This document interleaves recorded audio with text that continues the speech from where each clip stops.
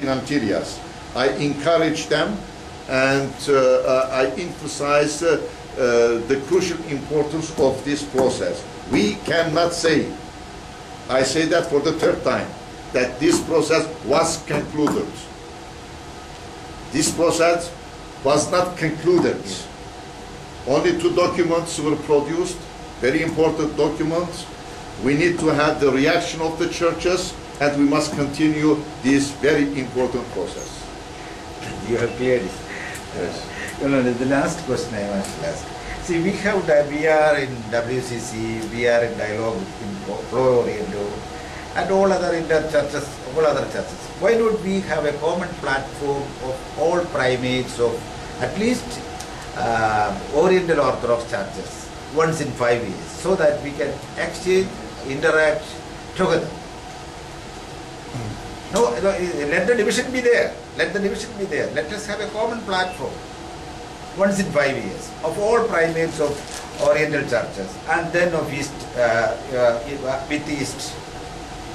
After 1965, there is no. Until what?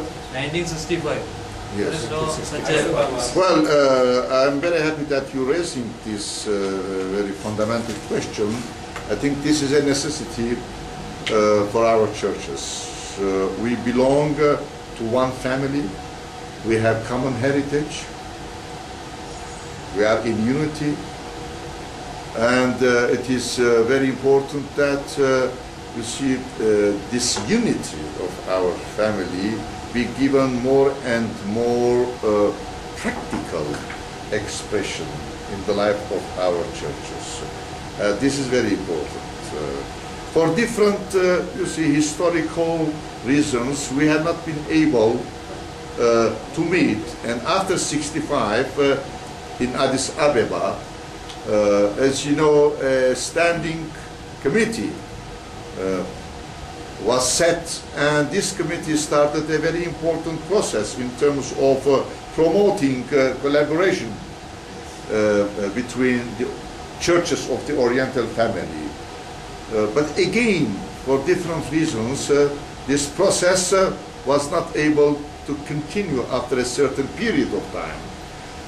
We must revive this process. We must reactivate these activities existing among the Oriental Orthodox churches.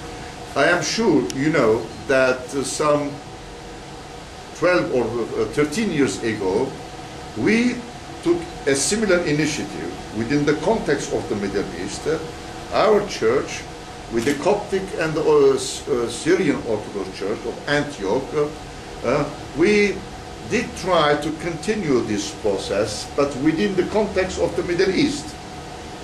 We had probably 8 or 9 meetings, the heads of these 3 churches, and we appointed a standing committee, and the 2 archbishops are members of the standing committee.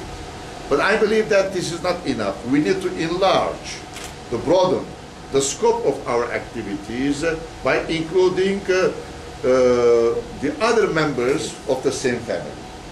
Therefore, bringing together within one framework, within one structure, the members of the Oriental Orthodox family and engaging them in a closer collaboration is a great challenge before us, and I believe that we must take this challenge very seriously. So we have started in the Middle East, because you know that in Kuwait we are dealing with Armenians. Yes. All the Armenian priests, bishops comes to Kuwait. Even when you came, your Holiness came, we came and visited you in our hotel. Even I think the first time I came with Gabriel Margigorios to invite you to Kuwait. Yes. In Kuwait. Then I personally feel that I am very proud that you came to Kerala. Our Catholicos has got the majority of the Christian population here, including all the Gulf countries. We are holding a good relation with all the Armenian. And thank you for visiting India, especially Kerala. Your Holiness, I want to ask one question. How is the relation with the 2 Catholicos from Armenian Church? How is the relation? How is the relation with the Mother See? Which see? Mother See, Where of is Westminster. Huh? See of Westminster. Well, as you know, there are two Catholic saints within the one church, two independent Catholic saints. For historical reasons, these two Catholic saints emerged in the life of our people.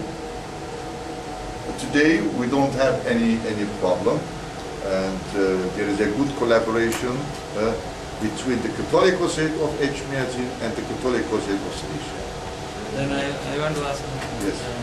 Is there any protocol or common constitution?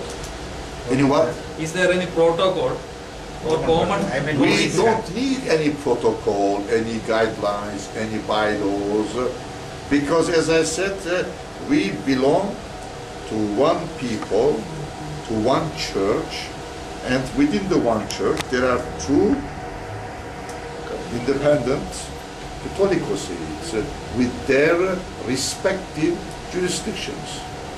Therefore, the necessity of having a protocol or a guidelines was never felt. Your Holiness, as part of the meeting, I would like to brief on what the Orthodoxy Beyond Limits Forum is all about. Small briefing on that. We have been active since 2007. We work online as well as we are in action. We basically would love to promote the Eastern and Oriental dialogue. We ourselves address as a forum for Orthodox Christian unity and faith. Myself, George Alexander, spokesperson for the forum, and we have our vice chairman Subin is the secretary and vice chairman, and we have Mr. Casey Jacob, who is a board of advisors, and Father Thomas John, who used to give us a lot of advices, and a board member of advisors, and of course Mr. Todapura, who is a very close person with us, and we reach to around 8,000 readers worldwide. We started with 50 readers worldwide on internet. Right now we have reached 8,000 readers worldwide, where we have the news, articles, the galleries, everything related to Eastern and Oriental churches, every canonical Orthodox churches. And this dialogue of the dialogue between Eastern and Oriental churches has caused us more sentiments, and it has made us cry, it has made us laugh, it has made us smile. So just, I don't know, while creating this website, what I did was like, we have special gallery for the Holy Primates, where we have the snaps of the primates of all Eastern and Oriental Orthodox churches. Maybe the only forum, the website in the world to have that. And we are in touch, we have a cordial relationship with the St. Vladimir University in USA. We have not any formal ties and focus on North America. Of course, we are in touch with some of the Armenian laypersons who used to give us a lot of encouragement.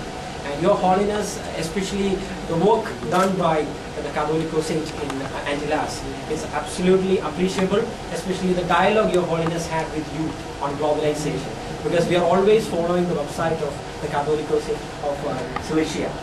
And we are very much happy that Your Holiness is doing a marvelous job promoting interfaith ecumenical dialogues, as well as the relationship, boosting up the relationship between the Eastern and Oriental churches. And it has been a great blessing that Your Holiness has allowed us to meet the delegation